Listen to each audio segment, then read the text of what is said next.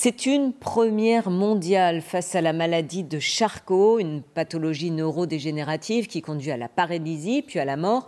Une équipe de chercheurs lillois vient de mettre au point un traitement qui permet de prolonger l'espérance de vie.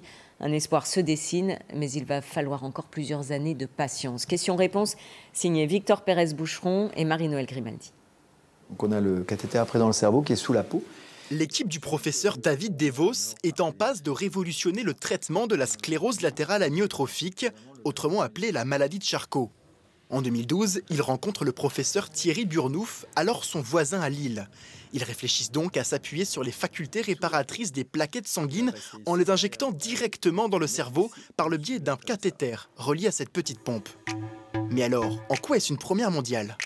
C'est une première mondiale d'abord de l'utilisation de ce produit, parce que personne ne l'utilise comme ça seul. Nous, on n'utilise pas le plasma, c'est que l'intérieur des plaquettes est dans le cerveau, ça personne ne le fait. Et la deuxième originalité, c'est la perfusion cérébrale, ce qu'on appelle en anglais la brain infusion, où on va, à l'aide d'une petite pompe sous la peau, avec un tout petit cathéter, on va aller administrer directement ce traitement dans le cerveau. Les premiers essais précliniques se sont montrés concluants, mais la recherche, ça coûte cher. Près de 8,3 millions d'euros sur 5 ans ont été attribués à ce projet. Mais alors, avec quelle avancée scientifique ?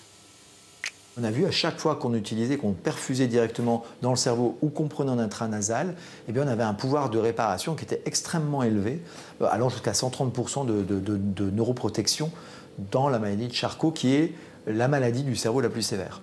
La voie est désormais ouverte à un nouvel espoir pour le patient. Objectif 2027 avec la conduite d'essais thérapeutiques, mais avec cette même question. Quelles sont les échéances ? On veut vraiment avoir un impact important. Oui, on espère doubler, pourquoi pas, l'espérance de vie de ces personnes. Alors, ce n'est pas juste doubler l'espérance de vie en étant malade dans un fauteuil roulant, c'est aussi ralentir dès les premiers stades de la maladie et donc permettre aux personnes d'être plus longtemps mieux et autonomes.